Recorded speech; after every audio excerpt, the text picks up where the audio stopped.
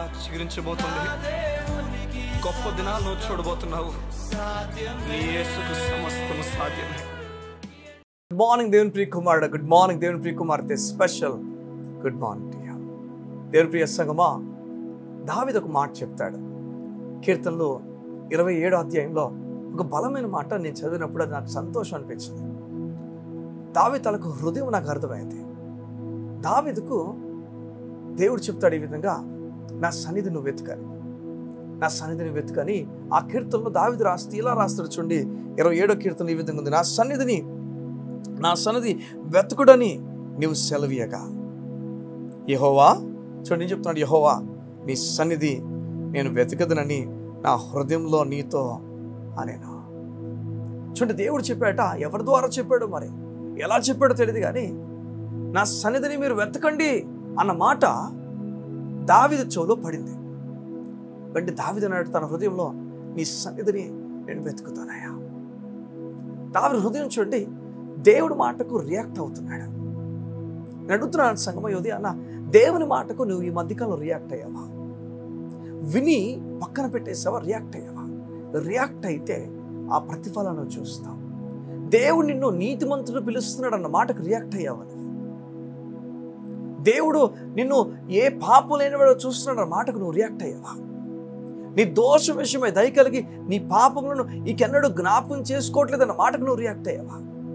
నిన్ను తన ఉరిమిలో తన ఒడిలో నిన్ను ఉంచుకున్నాడని అన్న మాటకు నువ్వు రియాక్ట్ అయ్యావా? ఆయన నిన్ను ప్రేమించుచున్న మాటకు నువ్వు రియాక్ట్ అయ్యావా? చూడండి, ఆయన మనం ఇంకా పాపలు ఉన్నప్పుడే మనం ప్రేమించన్న మాటకు నువ్వు రియాక్ట్ అవుతున్నావా? ఈ విషయాల కొరకు మనం రియాక్ట్ అవ్వాలి. మనం దేవుని ప్రేమను సెన్స్ చేయాలి. అనుదినము మన జీవితంలో దేవుని కోపాన్ని మనం సెన్స్ చేయకూడదు, దేవుని ప్రేమను మనం సెన్స్ చేయాలి. జీవితాన్ని మార్చేది దేవుని ప్రేమ. సంగమా, దేవుని ప్రేమ మీ జీవితాన్ని కడుతుంది. అందుకనే బైబిల్లో మాట ఉంటుంది ఈ విధంగా, మనం ఎక్కడ నిలబడాలో మనకు తెలియనప్పుడు దేవుడు చెప్తాడు, నా ప్రేమ యందు నిలిచి ఉండండి. అవును, దేవుడు చెప్తున్నమాట, ఆయన ప్రేమ యందు మనం నిలబడమని దేవుడు చెప్తున్నాడు. మనం ఎన్నో విషయాలు నిలబడతాం, కోపతాపాల్లో, బాధల్లో, భయాలు నిలబడతాం. దేవుడు చెప్తున్నాడు, నా ప్రేమలో మీరు నిలబడండి, నేను కార్యం చేయబోతున్నాను, నువ్వు దిగులు పడద్దు, కార్యము యెహోవా జరిగించడం దేవుడు చెప్తున్నాడు. యోధి అన్న, దేవుడిని నీతిమంతులను పిలుస్తున్నాడు. పరుగున వెళ్ళి దేవుని దగ్గరికి. భయపడుతున్నావా? భయము నిన్ను ఆవరించిందా? అబ్రాము ఏం కనుగొన్నాడని దేవుని లేఖనాలు చెప్తున్నా తెలుసు. అబ్రాము శరీర విషయంలో ఏం కనుగొన్నాడు? అబ్రాము క్రియల మూలంగా నీతిమంతుడు అవ్వలేదు, కానీ విశ్వాసం మూలంగా నీతిమంతుడు అని చెప్పి అబ్రాము కనుగొన్నాడు. అబ్రాము దేవుని మాటకు బదులుగా హృదయంలో అనుకున్నాడు. దావీదు కూడా, అయ్యా నీ నీతిని సమాజంలో నేను చెప్తానని చెప్పి అనుకున్నాడు. నేను చెప్పిన ఒక మాట, 2000 సంవత్సరాల కిందట యేసు మరణం ద్వారా నువ్వు నీతిమంతుడిగా పిలువబడుతున్నావు. 2000 సంవత్సరాల కిందట యేసు మరణం ద్వారా, తన రక్తము ద్వారా నువ్వు నీతిమంతుడిగా పిలువబడుతున్నావు. ఈ మాటను తీసుకో, దేవుని లేఖనాలు దగ్గర తీసుకో. నీ నీతిమంతుడు అవ్వడానికి ప్రయత్నాన్ని ఆపేసి నువ్వు నీతిమంతుడు విషయం నమ్మి ధైర్యంగా ముందుకు అడుగువే. దేవుని కోపము నీ పని లేని విషయంలో గమనిస్తావు. రియాక్ట్ అవుతాము దేవుని మాటకు. దేవుడు చెప్పాడు, నా సన్నిధిని వెతకండి అని చెప్పగానే దావీదు వెతకడం దేవుని లేఖనాలు చెప్తున్నాయి. ఎంత భాగ్యం. ఇంకో చోటు చెప్తాడు, అయ్యా నీ బలిపీఠం చుట్టూ కూడా నేను ప్రదక్షిణాలు చేస్తాను. చూడండి మాట, నీ బలిపీఠం చుట్టూ నేను ప్రదక్షిణాలు చేస్తానంటే చూడండి ఎలా మాట్లాడుతున్నాను. నీ బలిపీఠం చుట్టూ నేను తిరుగుతానయ్యా. మనసంతా చూడండి దేంతో నింపడిందో, దేవుని కొరకే. అయ్యా నీ సన్నిధికి వెళుదామని జనులు చెప్పుగా నాకు ఆనందం కలిగింది. చూడండి ఎక్కడున్నాడు? రాజయ్యుండి ఎక్కడెక్కడో తిరగచ్చు, దేవుని సన్నిధి మీద ఆశ పెట్టుకుంటున్నాడు. చూడండి, ఈ మధ్యకాలంలో సంఘానికి వెళ్ళడం ఆపేసావా? దేవుని దగ్గరికి వెళ్ళడం ఆపేసావా? నీకు ఈ మధ్యకాలంలో సేవకుల మాట నచ్చట్లేదా?